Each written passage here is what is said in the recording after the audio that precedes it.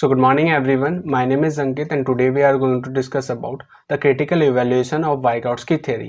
Last video में हमने जाना था कि जो लेव वाइगोट्स्की थे उनका लैंग्वेज और थॉट के बारे में क्या मानना था, उनके क्या व्यूज थे लैंग्वेज और थॉट के बारे में। और उससे पहले हम ये जान चुके हैं कि जो लेव वाइगोट्स्की थे उन्होंने किस तरह से अपनी जो थियोरी है सोशियो कल्चरल थ्योरी वो किस तरह से दी है, और जो उनके इम्पॉर्टेंट कॉन्सेप्ट है जैसे कि MKO, ZPD, ऑफ स्काफोल्डिंग, उसके बारे में हमें क्या बताया। तो ये सारी चीज़ें अगर आपको जाननी है तो आप नीचे प्लेलिस्ट में जाके जान सकते हैं। और आज हम जानेंगे कि जो लेव वाइगोट्स्की थे उनकी थ्योरी में क्या क्या कमियां रह गई थी या क्या क्या लूप होल्स थे, या फिर हम किस तरह से उनकी थ्योरी को और बेहतर बना सकते हैं, या फिर जो लेव वाइगोट्स्की थे वो किस तरह से अपनी थ्योरी को और बेहतर ढंग से रिप्रेजेंट कर सकते थे। तो चलिए एक एक करके उनकी थ्योरी की कमियां देखते हैं। तो जो हमारे लेव वाइगोट्स्की थे उनका ये मानना था कि जो भी हमारा मेंटल डेवलपमेंट होता है या हमारा मानसिक विकास होता है वो कब होता है, जब हम जो हमारे आसपास के लोग हैं, सोसाइटी हैं, हमारे आसपास का एनवायरनमेंट है, उसके साथ जब हम एक्टिविटी करते हैं, इंटरेक्ट करते हैं, जब उनके साथ मिलकर चीज़ें करते हैं तो तब हम चीज़ें सीखते हैं और इससे जो हमारा मानसिक विकास होता है। लेकिन जब हम रियल लाइफ में देखें तो और भी बहुत सारी चीज़ें होती हैं जिससे कि जो हमारा मानसिक विकास है वो प्रभावित होता है या वो अफेक्ट होता है। और उन चीज़ों में से या उन फैक्टर्स में से सबसे बड़ा जो इम्पोर्टेंट फैक्टर है वो है जेनेटिक एस्पेक्ट। और जो लेव वाइगोट्स्की थे उन्होंने जीन्स पर या जेनेटिक एस्पेक्ट्स पर बिल्कुल ध्यान ही नहीं दिया। आपने कई बार देखा होगा कि कुछ लोग चीज़ों को बहुत ईजिली सीख जाते हैं और लंबे समय तक याद रख पाते हैं, लेकिन वहीं कुछ लोग चीज़ों को लंबे समय तक याद नहीं रख पाते और उन्हें चीज़ें सीखने में भी मुश्किल होती है, परेशानी होती है। ऐसा क्यों होता है? क्योंकि जो उनके हेरिडिटी है, जो उन्हें जीन्स मिले हैं उनके पेरेंट्स से या जो उन्हें जीन्स मिले हैं बाय बर्थ, वो कहीं ना कहीं अलग होते हैं दूसरे लोगों से। इसलिए उनके बीच ये जो डिफरेंस है वो पाया जाता है। इसलिए हम कह सकते हैं कि जो हमारा मानसिक विकास होता है उसके अंदर जो हमारा जीन्स होते हैं या जो हमारी हेरिडिटी होती है उसका बहुत बड़ा रोल होता है। और जो लेव वाइगोट्स्की थे उन्होंने इस रोल को, जो कि था जेनेटिक एस्पेक्ट का हमारे मानसिक विकास में, उसको कंप्लीटली पूरी तरह से नेग्लेक्ट कर दिया है, इग्नोर कर दिया है। तो ये जो कमी है वाइगोट्स्की की थ्योरी की, उनकी सबसे बड़ी कमी है। तो चलिए अब अपनी देखते हैं अगली कमी। तो जो दूसरी कमी थी उनकी थ्योरी में वो ये थी कि जो लेव वाइगोट्स्की थे उन्होंने जो हमारा बायोलॉजिकल मैच्योरेशन होता है या जो हमारा एज का एस्पेक्ट होता है उस पर बिल्कुल ध्यान ही नहीं दिया। आपने अपनी लाइफ में नोटिस किया होगा कि बहुत सारी चीज़ें ऐसी होती हैं जो कि हम दूसरों के साथ एक्टिविटी करके या दूसरों के साथ इंटरेक्ट करके या दूसरों के साथ घुल मिलकर नहीं सीख सकते। कुछ चीज़ें ऐसी होती हैं जो कि हमें आती हैं बाय एज ही, मतलब कि कुछ चीज़ें हमें हमारी एज बढ़ने पर ही समझ आती हैं। और कुछ चीज़ें ऐसी भी होती हैं जो कि जब हमारे माइंड का डेवलपमेंट होता है, जैसे जैसे हमारी एज बढ़ती है, जैसे जैसे हमारा मानसिक विकास होता है, जब हम सीख पाते हैं। इस चीज़ पर जो हमारे लेव वाइगोट्स्की थे उन्होंने बिल्कुल ही ध्यान नहीं दिया। तो ये जो है कमी वो हमारे लेव वाइगोट्स्की की थ्योरी की दूसरी कमी है, जो कि है जो हमारा बायोलॉजिकल मैच्योरेशन होता है, जो कि हमारे एज के साथ होता है, एज बढ़ने पर होता है, उस पर बिल्कुल भी ध्यान ना देना। तो ये थी आपकी दूसरी कमी।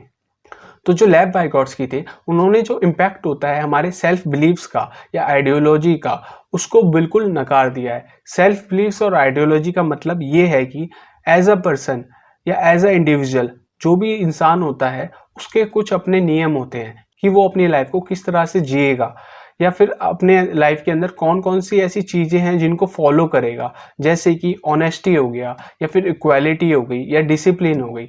मान लीजिए एक बच्चा है जो कि ऐसे एनवायरनमेंट में पला बड़ा है कि जहाँ पर लड़कियों को या औरतों को सिर्फ घर पर ही रखा जाता है, उन्हें बाहर जॉब नहीं करने दी जाती, उन्हें सिर्फ एक एज अ हाउसवाइफ की तरह ही देखा जाता है।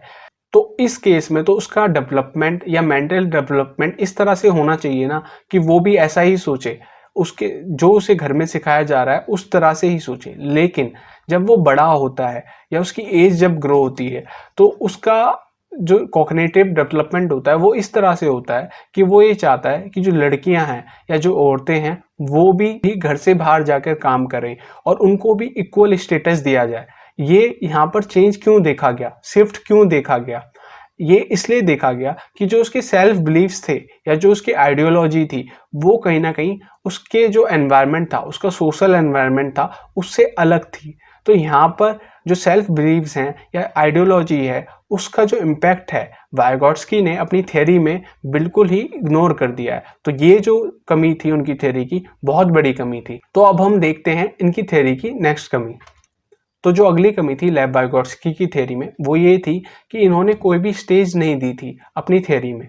स्टेज से मतलब ये है कि इन्होंने ये तो बताया कि हम लोगों के साथ एक्टिविटी करके सीखते हैं, जो हमारा एनवायरनमेंट है आसपास का सोशियो कल्चरल एनवायरनमेंट, उसके साथ इंटरेक्ट करके सीखते हैं। लेकिन उन्होंने ये नहीं बताया कि कौन से एज के लोग कौन से एज के लोगों के साथ इंटरेक्ट करके सीखते हैं, या फिर जिन भी लोगों से हम सीखते हैं उन लोगों को हम डिसाइड कैसे करते हैं कि हम इस पर्सन से ही सीखेंगे, हम दूसरे पर्सन से क्यों नहीं सीखेंगे। इस चीज के बारे में लेव वाइगोट्स्की ने कोई बात ही नहीं की। साथ ही साथ जो लेव वाइगोट्स्की थे उन्होंने इस बात पर ध्यान ही नहीं दिया कि जो हमारा इमोशनल एस्पेक्ट होता है सोसाइटी के साथ, वो भी कहीं ना कहीं हमारी लर्निंग को या हमारे कॉग्निटिव डेवलपमेंट को अफेक्ट करता है। जैसे कि आपने देखा होगा कि कई बार हमारे पेरेंट्स हमें कई चीज़ें करने को बोलते रहते हैं, इवन वो उस चीज़ को खुद भी फॉलो करते हैं, लेकिन हम फिर भी उनसे नहीं सीखते। लेकिन जब हमारी सेम एज के लोग या जो हमारे फ्रेंड्स हैं या हमारे क्लासमेट्स हैं, जब हम उन्हें सेम चीज़ करता हुआ देखते हैं तो हम भी वो चीज़ करने लगते हैं। तो यहाँ पर जो ये चीज़ों का इम्पैक्ट है, जो ये अलग अलग जो चीज़ें हैं इनका इम्पैक्ट है, इसको वाइगोट्स्की ने बिल्कुल भी मेंशन नहीं किया है, इसको बिल्कुल भी अपनी थ्योरी में जगह नहीं दी है।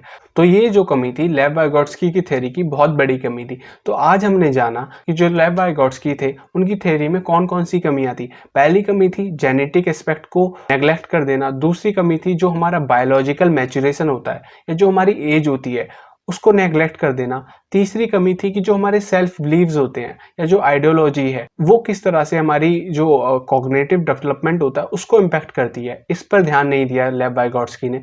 जो चौथी कमी थी लेव वाइगोट्स्की की थ्योरी में वो ये थी कि जो लेव वाइगोट्स्की थे उन्होंने ये नहीं बताया था कि किस एज के लोगों से सीखना पसंद करते हैं या उनके साथ एक्टिविटी करना पसंद करते हैं जिससे कि उनका कॉग्निटिव डेवलपमेंट हो। तो ये सारी कमियां आज हमने देखी लेव वाइगोट्स्की की थ्योरी में। बाकी नेक्स्ट वीडियो में हम जानेंगे ऑपरेंट कंडीशनिंग के बारे में। अगर आपको इस वीडियो से रिलेटेड कोई डाउट है तो आप उसको नीचे कमेंट बॉक्स में कमेंट कर दीजिए। बाकी मिलते हैं नेक्स्ट वीडियो में। बाय।